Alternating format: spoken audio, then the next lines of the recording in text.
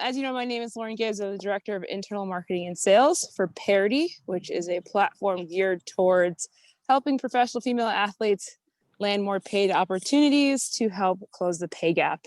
And one of the things that we love to do is to host professional growth webinars, seminars, or workshops, whatever you want to call them.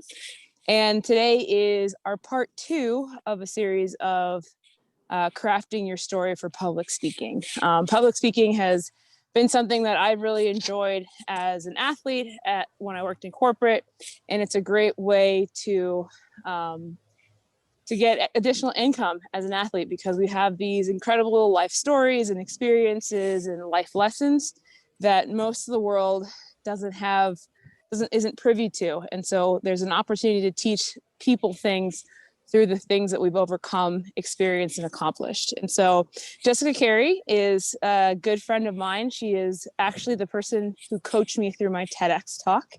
And even though we won't necessarily be crafting stories for the TEDx stage, she's very good at drawing out nuggets, helping you come to a conclusion on what you're trying to convey to your audience, and then giving you the confidence to go do it boldly and be your charismatic self. So this is a part 2. Hopefully everybody got an opportunity to watch part 1 before today. If not, no worries. We're glad you're here either way. And we encourage you all to be vulnerable, share your stories, and just kind of participate. I apologize. I'm in the middle of my workout. Of course, when we planned this, my schedule was wide open. And then 4 days later, they sent me my schedule. So I will be here in the background. But as most of you know, Jessica helped me write the story that I tell all the time. So the floor is yours, Jessica Carey. And really excited to be back for part 2. Thanks for having me, Parity. As Lauren said, I'm Jessica Carey. I use she, her pronouns. I have been a TEDx speaker curator in my past life, currently working as a professional development coach, personal growth coach, and leadership development facilitator. I'm also serving as a program manager for coaching services at the University of British Columbia. So we're currently living in Vancouver. We've been here for about a year and a half, living on the traditional, ancestral, and unceded territory of Musqueam people. Some of you might even have some experience in the Vancouver area or been up to Whistler through your careers. So yeah, excited to see a couple familiar faces from last time. Want to check in and see who we have in the room. So if we could just go around and just say your name, introduce yourself. Like I said, I got familiar with a couple of you last time, but that way everybody knows your name, where your sport, and where you're calling in from. And just unmute yourself, and we'll go in any order. I'll start. My name is Nikki Nieves. I play sitting volleyball for Team USA, and I'm calling in from Orlando, Florida. Thanks, Nikki. Could you also tell us, I just thought about this so we don't lose, can you tell us where you are in your crafting your story journey? Are you totally new? If you watched the video last time and you're coming with an outline or a general idea, or maybe you're all the way to having kind of created a rough draft, where are you at with that? So I'm not completely new. I do have my story, but I feel like it can be strengthened in some areas. So just like trying to figure out like how to go about it and like how to like make it stronger, or like make some points come across stronger. Okay, thanks. Who'd like to go next? I'll go. I'm Emily Shelberg. I'm in Baltimore, Maryland, former skeleton athlete working on track cycling now. And I got to listen to the Crafting Your Story Part 1, and I have a huge outline, but I'm trying to make sense of where who my audience is and how I can apply my story best to leave little nuggets for them or create valuable content for them. Thank you, Emily. I'll go next. Can you hear me? Oops. Yep. Hi, my name's Leifa. I'm a professional strongwoman. I'm calling in from Orange County, California. And I was able to be a part of the Crafting Story Part 1. So I still have my things that we worked on from then and expanding my outline. So just kind of using the pieces that you mentioned, I feel like I'm good through the background, right? The themes that run through my life. In the moments of shift, I'm good at identifying those. Where I feel weak is the insight, the figuring out like which parts other people will find value in. And that part's just a little bit like uncertain for me. Okay, thank you.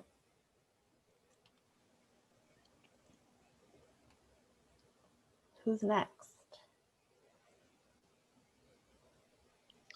I'll go.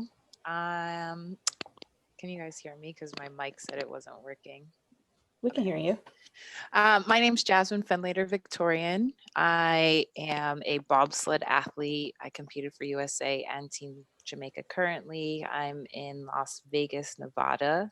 I was on the first call with Jessica, which was awesome. Where I am in crafting my story is in a transition. I had a story as I was a Team USA athlete, but now I have a huge part of that transition to Team Jamaica coming. So I'm trying to figure out how to cut some of the clutter, but also hit on those two instrumental parts of my story. Thanks, Jasmine. Meredith, I see you put your virtual hand up. Hi, it's my second time on Zoom. Can you hear me? We can hear I have you. no idea how to use it. Okay, I'm a professional open water swimmer. I'm a former professional triathlete. I've told many stories. I love stories. I guess my questions are, I have a lot of stories. Like I sometimes wonder, how do I choose what path to go on with certain audiences? And then I guess the other question I have is I'm talking to Netflix and I'm crafting a story for that. And, I don't know what my future holds. So how do you talk? I mean, do you just act as if, because we're pro athletes and, we believe in getting the gold? Or do you just leave it open-ended when you don't know how the story's going to end? Yeah. Okay. Thank you. Thank you, Meredith. I'll go next. My name's Tiffany Parker. I am in Lake Placid, New York currently, originally from Southern California. And I didn't watch the first video and I wasn't on the first call. So I'm like kind of at ground zero. I am training for the 2022 Winter Olympic Games in bobsled and transitioned from track and field. Went to the 2016 Olympic trials as a track athlete and came over to the winter side. And so I guess I'm in the transitional period, we'll call it, of where all this is and where it's all going. So that's kind of where I'm at with the whole storytelling process. Thanks, Tiffany. Sounds good.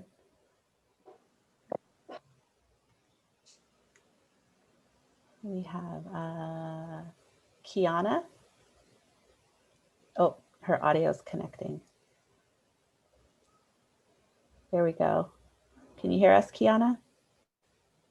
Yeah, sorry, I was having internet issues. That's okay. I missed the first part actually. So what am I supposed to say? Okay, yeah. Just let us know just introduce yourself. Let us know your name, your sport, where you're calling from, and where are you on the journey? Did you get a chance to watch the first video? Do you feel you have a general idea on your crafting your story journey? Maybe you're all the way to rough draft. Just where are you? Okay, so I'm Kiana. I run track. I'm a triple jumper. I'm calling from Los Angeles, and I actually missed the first meeting, but in regards to sharing my story, I kind of at ground zero, like I know who my audience would be. I know what I would like to share and just kind of my journey. It's just kind of how to do that. So for me, that's where I'm at with it. Okay, thanks, Kiana. And Colleen, I think you just popped in. Can you hear us? She might just be still getting settled. Hi, yeah, I'm here. I'm currently warming up to go outside, but I still wanted to hop in on the call. Okay, all right. Do you have a second to introduce yourself, or are you wanting to be kind of fly on the wall? Either one Sure. is okay. I'll introduce myself and then I might have to be more of a fly on the wall, but I'm Colleen Foch. I just made my first national bobsled team. I was a swimmer in college and was CrossFitting for about 7 years up until a few months ago. And I'm currently in Lake Placid. Okay, thanks, Colleen. Colleen, did you get a chance to watch the first video for part 1? I haven't yet, but I did get the link for it. Okay, Yeah. great, welcome. Thank you. All right, good. Well, that gives me a little bit of an idea of where everybody's at, and for you all to hear where everybody else is at, because my hope is we'll recap a little bit of part 1, and I know everybody has access to that, that you can all go back and watch that.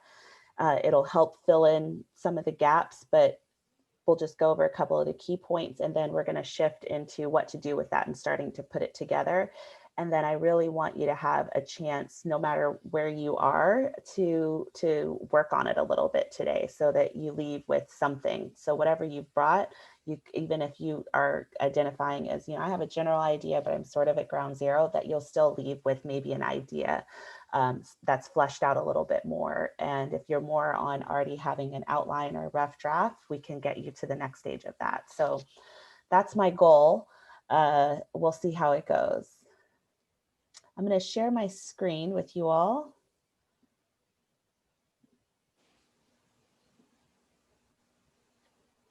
Let's see. We did our poll already. Thanks for letting me know and sharing with each other. Let's kind of go back to part 1. So some of the bigger key points, just to bridge the gap, was the 3 top things that I would want you to take from part 1 is, number 1 is getting really curious about the themes that are running through the background of your life. This is where all of our stories can really start. And starting to know what are your passions, what do you value, what are you good at, what do you know a lot about, just really doing that reflective practice. And again, we go into this deeper into part 1, so you can go back at there and check it out. But once you do that and you're getting really curious and you're starting to notice what is the theme, the key thing that I wanted you to do is start to clarify the moment where a shift occurred. So you heard some of the ladies who were on the first call with me talk about the shift or the insight. So the shift is, what's that moment in your life where something happened that created a change in the way that you think or the way that you do things? It could be anything. It could be something good. It could be something negative. It could be whatever, but something happened. It could be a conversation you had with somebody. As a result of that moment, you were different, you behaved differently or did something different.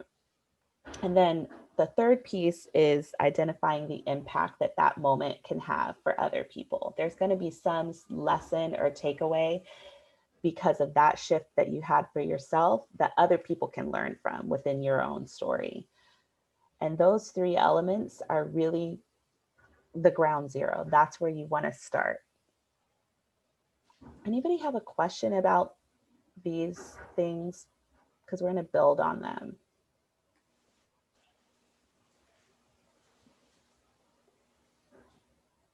Nope. Okay. So once you have those pieces, you've got an idea, you've got a topic of something that you've identified by thinking about the themes of your life. You've identified a shift, a moment, an aha moment, and then you've also identified some sort of insight that you got as a result of the shift. Then you want to take those elements and start putting it together into crafting your story.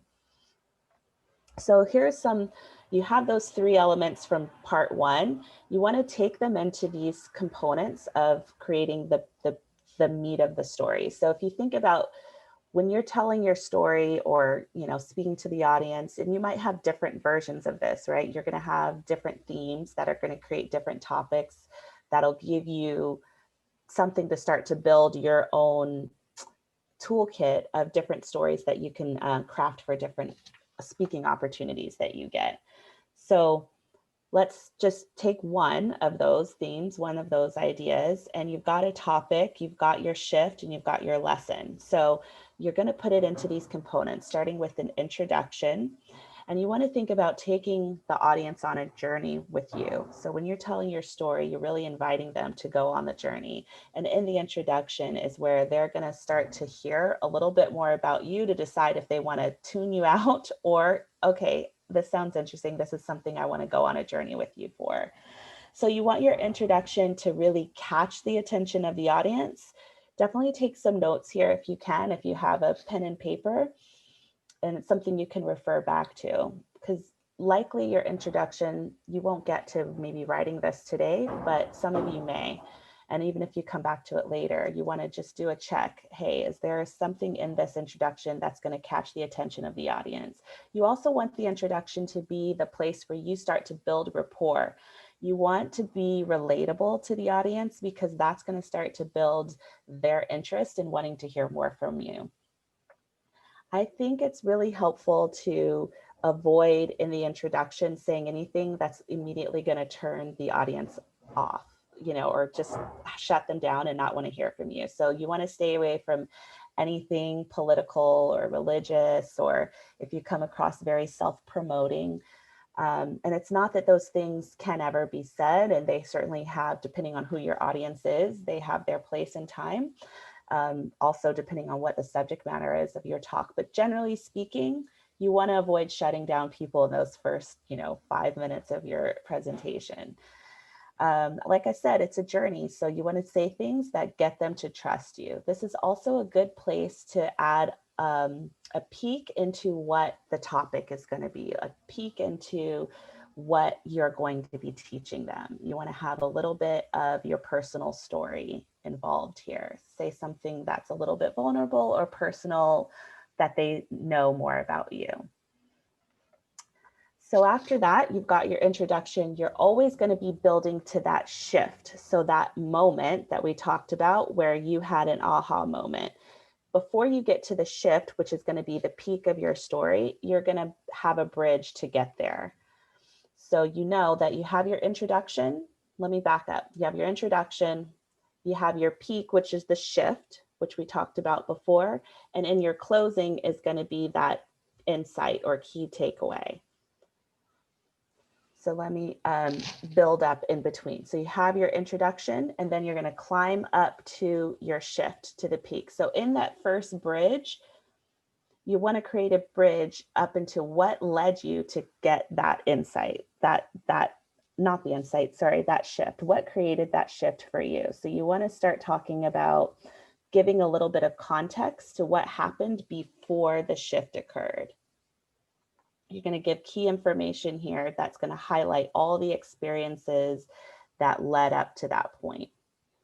And then you'll come to your peak, which is that aha moment. Something happened in your story that created a new way of thinking for you. And then you're going to start building the bridge to your closing. And that second bridge is going to be all the things that happened after the shift. This is going to be, how did that shift serve you? What lessons did you take? And then this is also a great place to start giving steps to the audience for how they can also create that for themselves, right? There might be a, hey, I did this as a result of, creating this shift in my perspective. Here's 1, 2, 3 steps that you can take to create that shift in your life as well. And then finally, when you get down to your closing, you want to use that as an opportunity to just bottom line that key takeaway, the lesson that they can take from your story. And it's also nice to maybe touch back in your closing to something you said in your introduction or something you said earlier. So if you shared a little story or something in your intro, maybe you want to touch back on that to tie it together. You don't have to, but that's often a nice technique I see people put in their stories. Also, in your closing, you want to maybe leave the audience with something to reflect on or something that they can be inspired by. You want to leave them in a place that feels aspirational.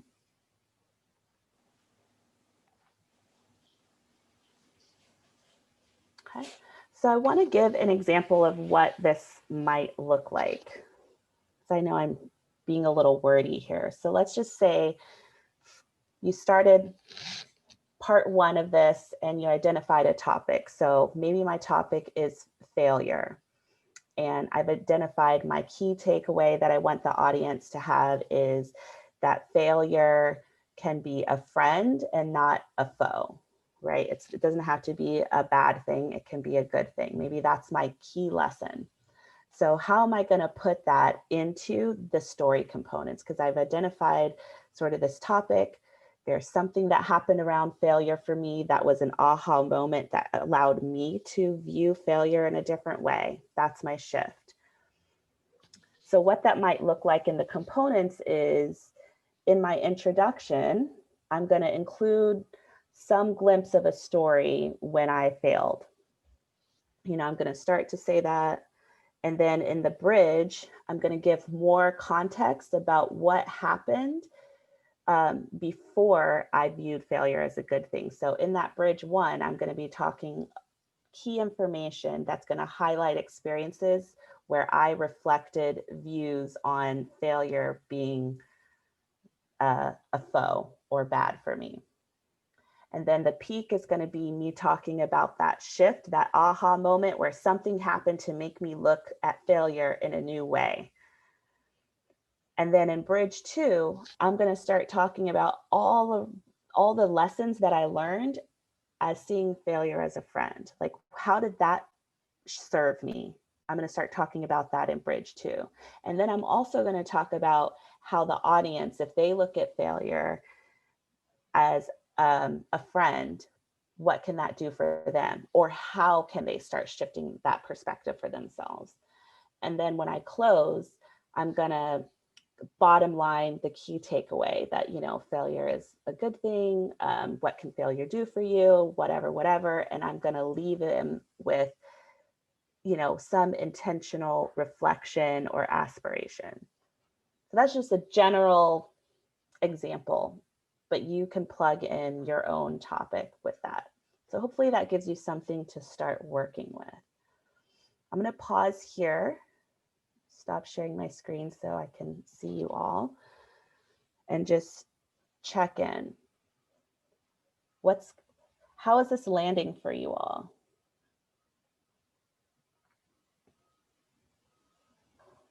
Anybody have a question or a comment? Is it making sense? For me, I really like the part about thinking about what you want to leave people with, because it can get really easy to get just wrapped up in the minutia of your story and then lose the intent of either the speech or the conversation.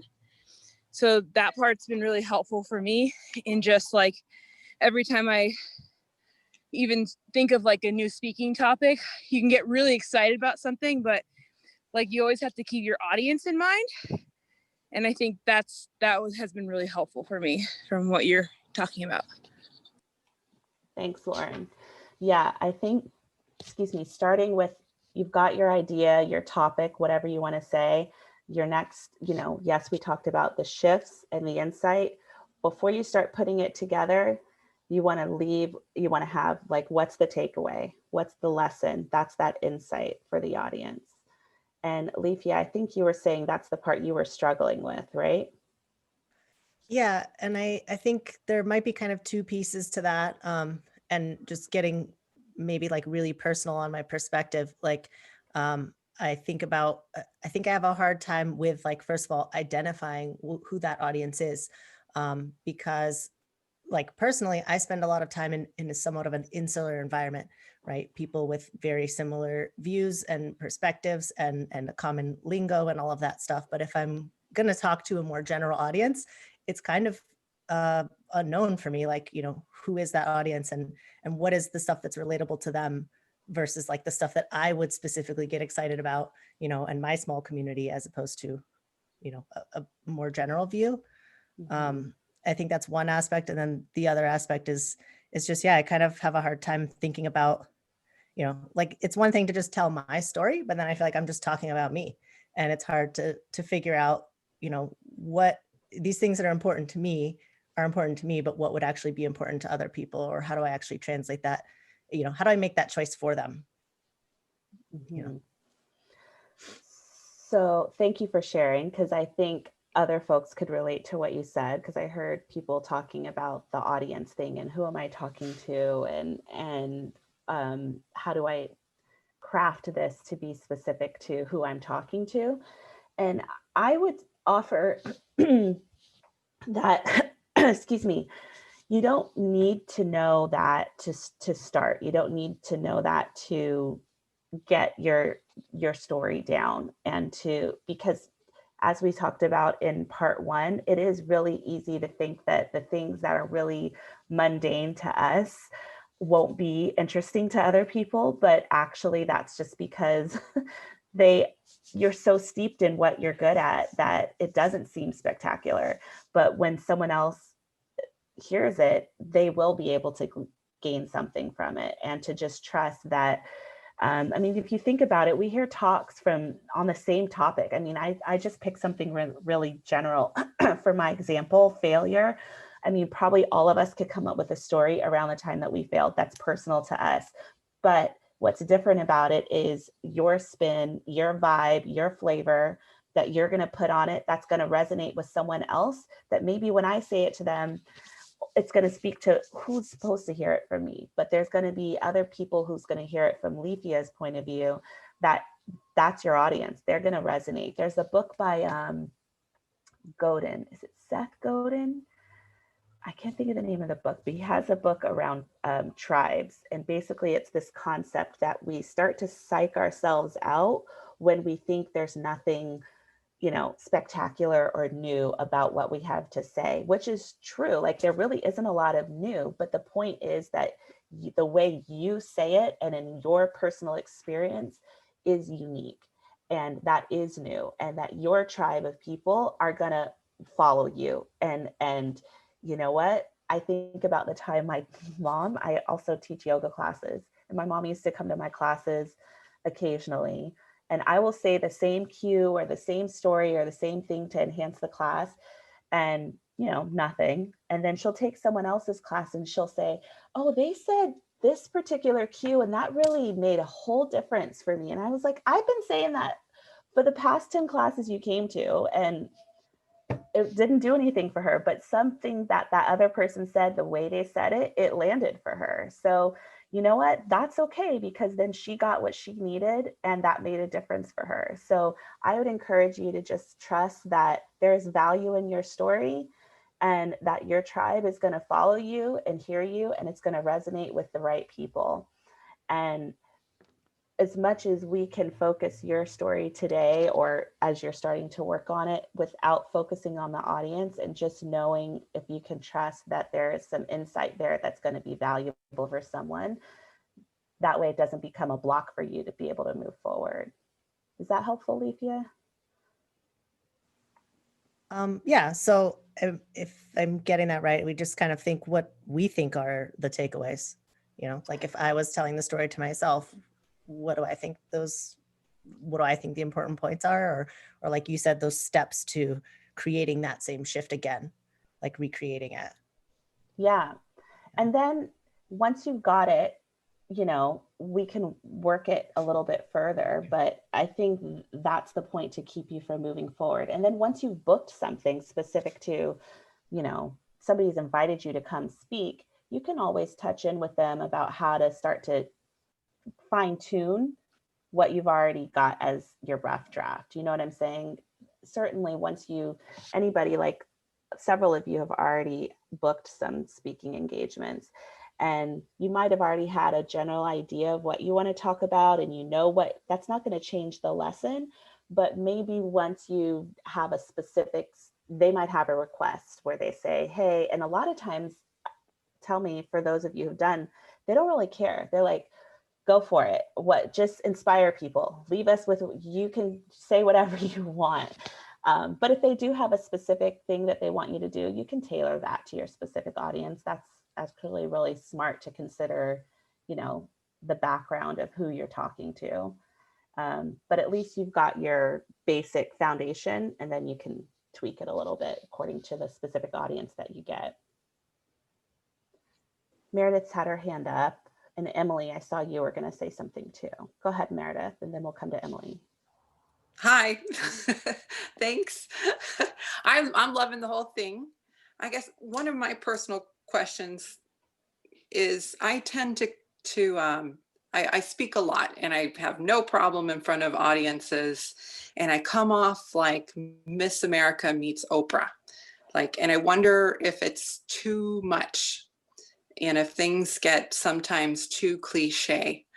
And I guess that's my question. Can it be too cliche? Because like I think this next story, I want to say like, you're a champion. Everybody can be a champion type of thing. But is there a fine line of going too rah with things? Or is it just who you are? You know, I would never know. say that, because I go back to that. If you're rah and you're trying to change yourself from not being that, I think you're going to find the audience that likes rah. You know what I mean? So I wouldn't say not to. Now, the wordiness thing, that's a different thing. But as far as your subject matter, I think what matters is that you have those key elements that we started with.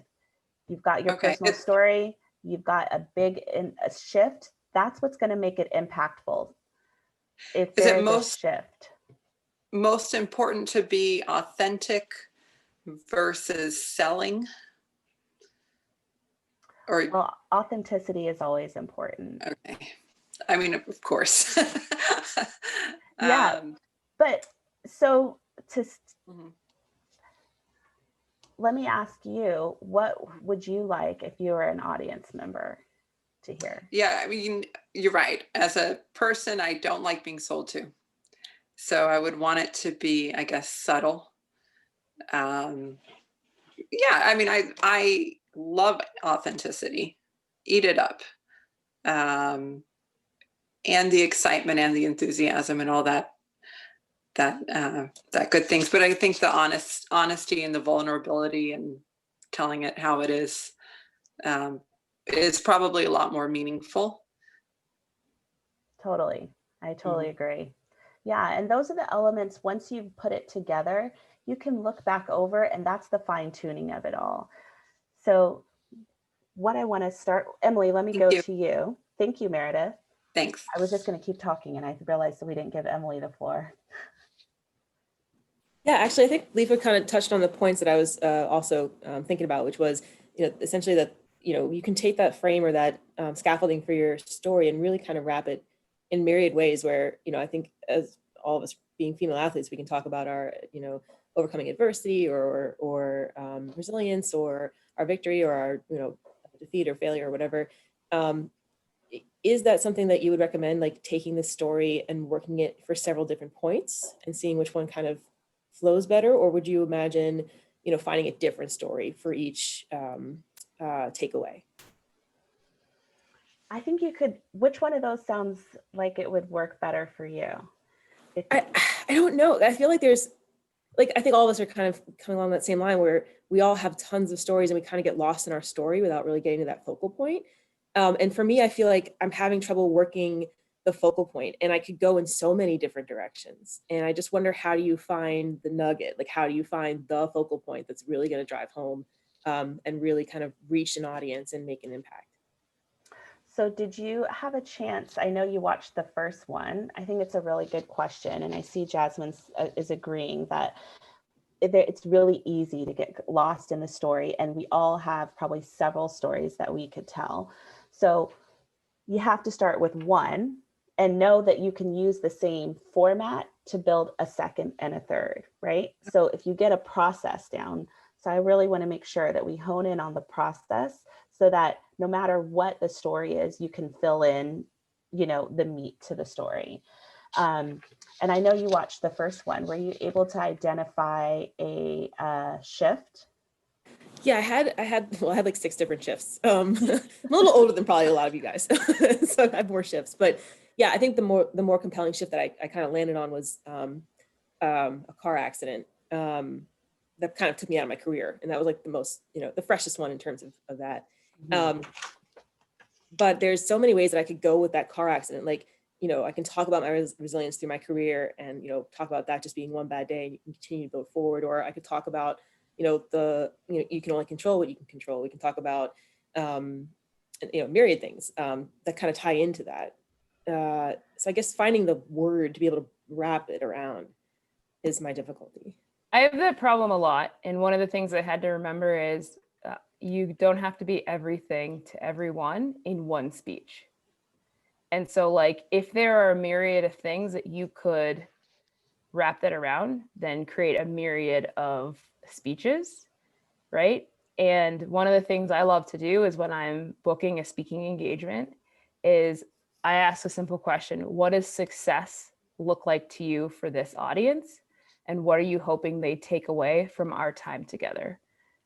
Because we could all talk about anything. You can link that car accident to overcoming adversity, you know, pivoting, you know, learning, starting anew. There's so many different things, but I think one of the issues that we have is that we're trying to solve the world's problems in a 30-minute talk because we're women and we're elite athletes. So that's what we do, right? We're perfect every time. And I think when I realized that giving a speech isn't about it being perfect, it made it a lot easier.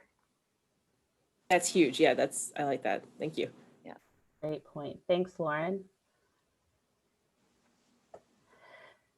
Anybody else have a comment? Jasmine. Oh, we can't hear you.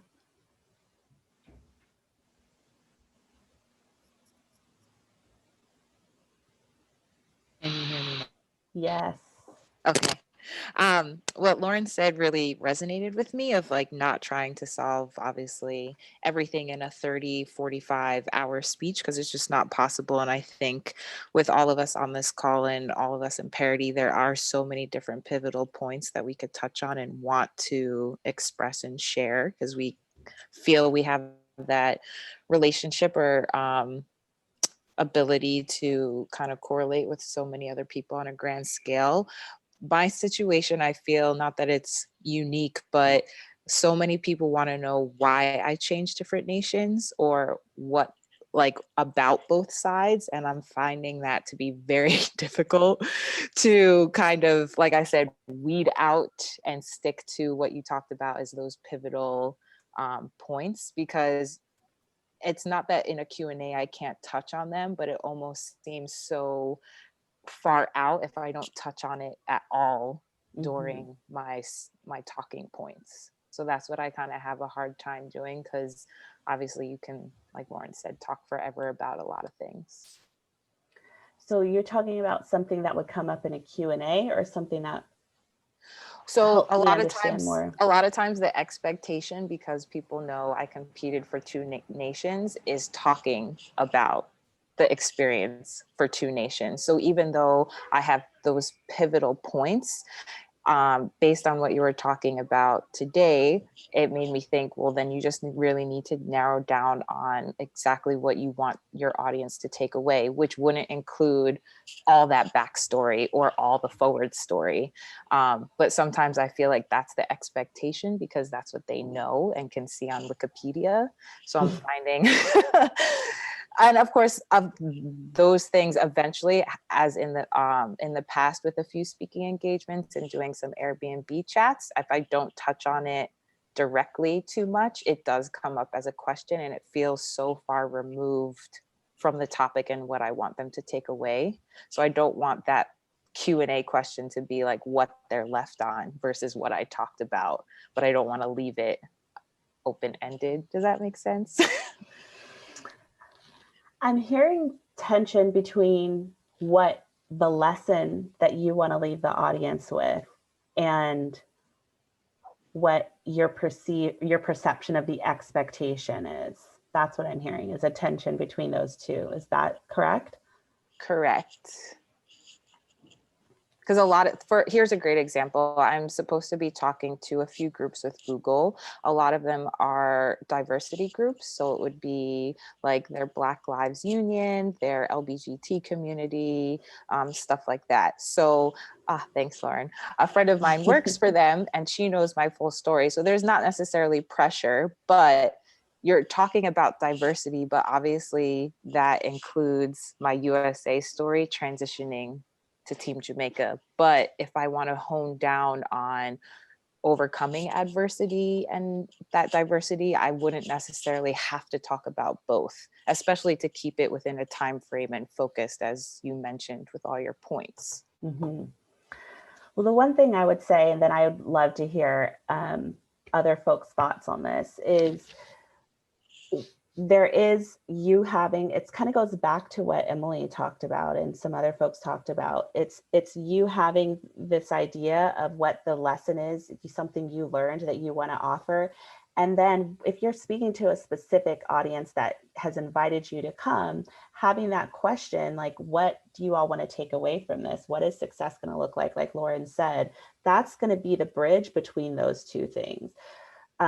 Whatever's going to come up in the Q&A, and you that's an area you don't have any control over, right? And so you don't want to let that take you off of what you're there to do.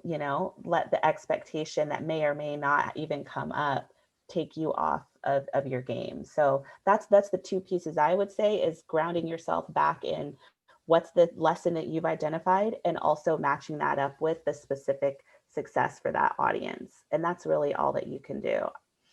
Anybody else have thoughts on that?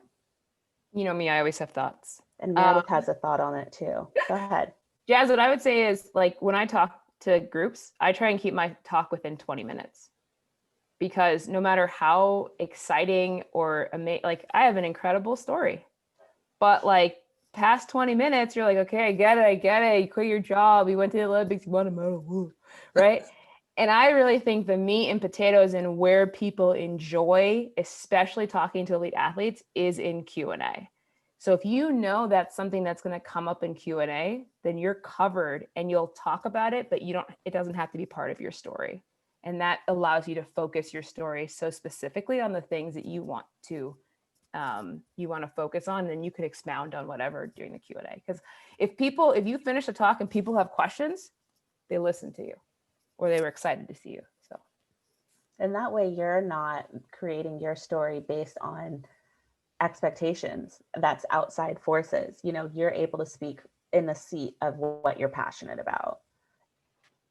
Meredith, you wanted to say something, and then Kiana. Yeah, I do. I mean, I've been an elite athlete for about 20 years, and I've made every mistake in the book over 20 years. So I mean, I want to add to this, because as women, sometimes we're asked specific things and we forget that our power is our story. And if you have the opportunity to do what you want, do what you want. Like, say what you want. Don't worry about what other people think in some regards, because, we don't always get that opportunity. So, I mean, I'm just saying, like, I know you're worried about your audience, but I'm like, if you have a story you want to say and it's totally different, then tell your story, because it's your platform and it's yours. And I just think that's so special. Anytime we get an opportunity, whether it's in TV or media or on your website or, whatever it is. I spent a lot of time answering questions that now I'm realizing had so little to do with my sport and what I wanted to say and what my story is, that it's just so empowering to just do what you want to do. So I Wow. say, do what you want to do. You know, don't worry about other people. That's my 2 cents. Thanks, Meredith. Yeah. And something came up with what Meredith is saying, Jasmine, that triggered in my brain that you want to make sure that, like that you mentioned, they look up Wikipedia and see what you're doing. And probably a lot of you have that in your fields. And that's the cool thing. That's the stuff you can handle in Q&A, but that talk is you giving them the stuff they can't look up on Wikipedia. You're coming with that nugget, that aha moment was something that happened for you for a reason, that no one can get inside your brain and know what changed you, you know? So you're really offering that nugget that no one else can Google you. The Q&A stuff is always going to be there. So just wanted to offer that. Kiana, you had a question. I just wanted to go back and touch on when you talked about the tribes. I just wanted to say thank you because I think that's super helpful in the fact of like, is it Leafia? When she talked about like having a little bit more of like a limited community or a limited background or things like that, or Meredith even asking like, am I too much? Like, I think that that's so important for us as athletes, like, because I tend to be more soft-spoken or shy, but like when I share my story, there's a certain crowd that will hear me like, that's my superpower is my background and my experiences. So like, that's super helpful for me just to kind of think like, okay, that's not a limiting thing. That's just part of who I am. That's going to reach a certain crowd. So I think that's just like very encouraging of I don't have to reach everybody. Like, who needs to hear me will hear me based on who I am. So I think that's like really important for me. So I just wanted to say thank you for that. Great, Kiana, thanks for sharing. Awesome. Well, in the 10 minutes we have left, I thought it might be helpful. Hopefully your brains are churning and some of you even came with some specific questions. So, and I know some people are calling in from their phones, so this might be difficult to put into breakout rooms, but I thought I want to give you a chance to, for those of you who came a little bit newer or not newer to this information, but maybe you didn't get a chance to watch the first one or you didn't get a chance to kind of flesh out your thoughts, go into a breakout room with a couple of other people and share an insight, a shift moment that you have, and what was a lesson you learned from that, so that you can start to take some notes on building that. And for those of you who already have something, an outline, or you've really started crafting something and you want a little bit more feedback in that space, we're going to work together there too. Does that sound good? Because I think you talking to each other and starting to share those ideas is going to help you start to flesh it out in your brain a little bit more. So I'm going to create a breakout room. If you're on your phone, so Colleen, you'll just stay in the main room. We'll just play with this and see how it goes. So give me a second to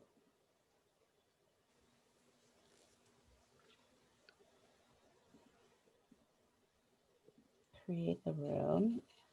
So I'm going to put, you'll get an invitation to go to the room, and let me put in the chat what you're going to do. So those who are feeling like you just have a general idea what you might want to talk about, but you want to do the key insight, your shift, your aha moment, and what you learned from that.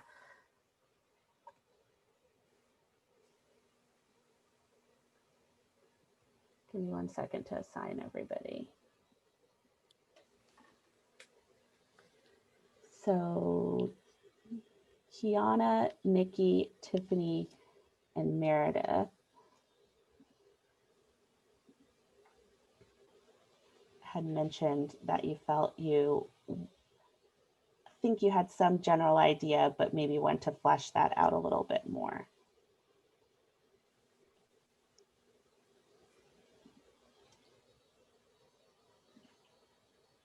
If you see an invitation to a breakout room, we'll just spend, 5-6 minutes in there. And the rest of us will come back together at the end. Okay, so those of us who are left, Emily, Leafia, Jasmine. I think you all had a little, you were further along in your talks. Is that correct? Let me make sure I got that right. Yeah. Okay. So Lauren, I'm going to ask you, I'm going to pop you into the other room. Other room? Okay, cool. And they're working on just identifying that aha moment and what was the lesson they could, like, what's the lesson, the takeaway they could leave their audience with. Perfect. Okay. Thanks for bearing with me all, because having to do the, did it invite you, Lauren? Okay. Whew. The technology is not my forte, y'all, so thank you for bearing with me. All right. So you three had your stories a little bit more down the road, right? You've at least got an outline at this point. Anybody have a rough draft? More in the outline phase. Okay. So what in the newer stuff that we talked about today, since all of you were either here last time or watched, and now looking at those bigger components, creating an introduction, thinking about the bridge, going up to your peak, the second bridge, and your closing. What is there anything new that's come up for you based on your outline? Do you feel you want to reorganize anything? What would be helpful for you? Yeah, I think trying to figure out how to how much information should be fleshed out and like what topics should be discussed in those areas. So like I have an idea, I even have like a tieback concept, and I can kind of hear the way I want the speech to go. But the amount of material and what's important and who is that going to resonate with?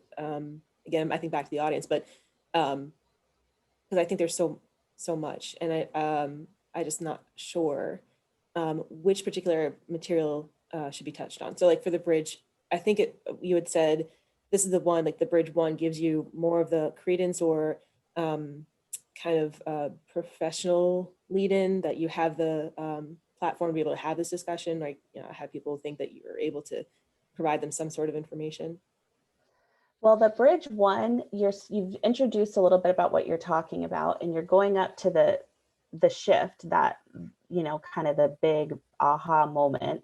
So you're going to talk about what the journey to getting you to that shift, what happened in there. Now, that could be a ton of stuff. Like you said, there could be a lot of steps in there. So what's really important always is what's the lesson you want to take away. And I understand you're saying there could be several lessons in this. So let's just pick one. I've got one in mind. Okay, what's the one? Let's work with something. Resilience. Okay. And what about resilience? That through both opportunity and adversity, you still have to have resilience. So, you know, in my bridge, I would want to talk about my military experience. You know, I had all these very positive opportunities that still required a lot of work, right? So being in the military and being deployed, I consider a positive. Johns Hopkins University, School of Medicine, Nursing, positive, but you need to be resilient to be able to finish a program like that. Deployment, you know, husband being deployed, me being deployed, pregnancy, you know, training through pregnancy, postpartum stuff, becoming a Tillman Scholar, being relationship, you know, being on a bigger stage in terms of representing something else besides yourself. Like, these are all great things, but they require a lot of resilience to kind of keep pushing forward. And even though I had all these positive aspects, my peak is a completely, you know, 180. It's a very negative thing to kind of keep being resilient towards, or being resilient through. So what I'm hearing is a theme of resilience. That sounds more like a theme rather than the takeaway. Okay. So let's flesh that out a little bit. So, because it sounds like the reason why there's so many things connected to resilience is you've seen a theme over your life of this resilience. Whether it was pregnancy, I think I heard you say, military, you know, sports. So there's a theme of resiliency. What is the moment? Is there a moment on this journey of resilience that caused you to think differently? I think you said something about a 180 there. Yeah, so the resilience up until the peak was resilience with positive outcome. Maintaining resilience got me positive outcomes always. And then in this peak moment, I had done everything towards that positive outcome and had a moment of very negative thing that I couldn't control. And now I had to take that resilience and use it in a way that I never used it before, right? I can be resilient when I know that the outcome is going to be positive. But now I had this thing where I needed to be resilient in a moment where I knew the outcome was not going to be, there was no way that this was going to end up being a positive outcome. And how do you move forward past that? Or how I So did. what's the thing that caused you to behave differently after that moment? Thing that caused me to behave differently? Like the actual event that happened, or Mhm. oh, the car accident. So you had a car accident, and then how were you different? Well, how were you were thinking about resiliency, how after the car accident? In a way that, I guess a way to explain it would be like when you know you're not going to come in first and you still have to finish the race, right? Like where the resilience is not going to be a positive outcome for you, right? You have to maintain your resilience despite the fact that you know you're not going to win. It's not going to work. It's not going to be the outcome that you desired, but you can't continue. You have to continue to be move forward in your life regardless of the outcome that you were hoping for. Makes sense? I don't know if that worked or not. So I think the word resilience is throwing me off a little bit. Is anyone else having that experience, Leafia or Jasmine, with what she's sharing? What I'm getting is how you mentioned the theme is resilience, but yeah, I'm kind of confused if is that what you want to focus more on, the outcome is being resilient can get you to these next steps, or is how you were resilient? Does that make sense? Like that's what I'm confused on, the outcome. So like I see the theme is there, but is the outcome more that you want to show people that resilience has these effects throughout life and how to manage that, or what resilience did for you, what that outcome, that it could be positive or negative? Or Yeah. that, so in addition to that, yeah, so hopefully that lands for you too, Emily. That was some good feedback. That to think about, if you go back to the first video, the themes that are running through are that's just the starting point, but the shift is not going to be your theme. The shift happened as a result of the theme. Yes, it's something you're passionate about, but there's a shift, there's a moment. So the shift is not, there's something else in there. I would have you go back to the first one and dig a little bit more on that aha moment and the insight or lesson. Okay. Yeah, I would play with it a little bit more. Leaf, yeah. Well, it's actually for Emily, because so like it sounds like the theme is resilience, and it sounds like you're practicing a pattern of resilience, a habit of resilience before this car accident. And then your shift is that like it's still the same practice, but now with a different perspective. So were there any like mantras maybe that you had for yourself, or like specific actions and practices that you had to now use differently for that same practice, right? Because I think like resilience is the theme, but what you're looking at is that the resilience, it like changed direction, right? And probably internally you shifted how you used it. Yeah, that's probably a better descriptor. I actually have an example, and you can let me know, because resilience could be a theme in mine, and sometimes I'm better like sharing it my way. Sorry.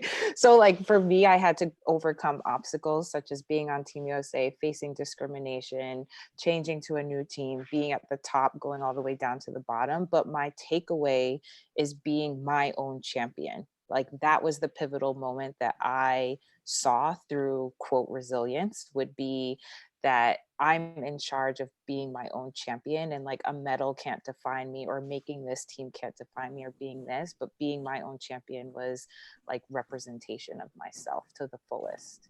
That would be like a topic I would do. Yeah, that is definitely help kind of that's- transition what we're meaning. Yeah, that feels more like a light bulb. Yeah, so I guess the whole assumption was that the resilience was to continue defining myself as an athlete, like despite not being on Team USA, not being this or that, like I am still an athlete and using that resilience to continue to be an athlete in different forms or changing or pivoting the way you think of yourself in terms of being an athlete. That helped, Jasmine, thanks. That felt different. Yeah, really honing in on, welcome back everybody. That's why that first session is so key, because once we start building in all the meat, it's really easy to get lost in the story. So noticing those steps of like, okay, there's a theme running, but what is that, where that moment where something shifted, and then what is the actual lesson that I'm taking away? Like, how was I different? What did I learn? And being able to really flesh that out is how you can build, because that's what you could take away, your audience can take away, is that nugget of what's the lesson. Leafia, we didn't get to yours, so we're at 12:32 overtime. What I'm going to do, Leafia, and everybody, actually, I'm going to put my email in the chat. It's very easy, my name @gmail.com. And I invite you to email me if you have questions, and I'd be very happy to connect with you one-on-one to, bounce some things off of and go into this a little bit further, if that would be helpful. Does that sound okay?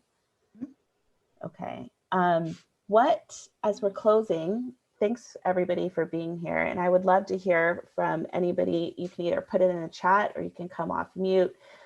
I know Kiana shared something earlier. What was helpful for you that you're taking from our time together today?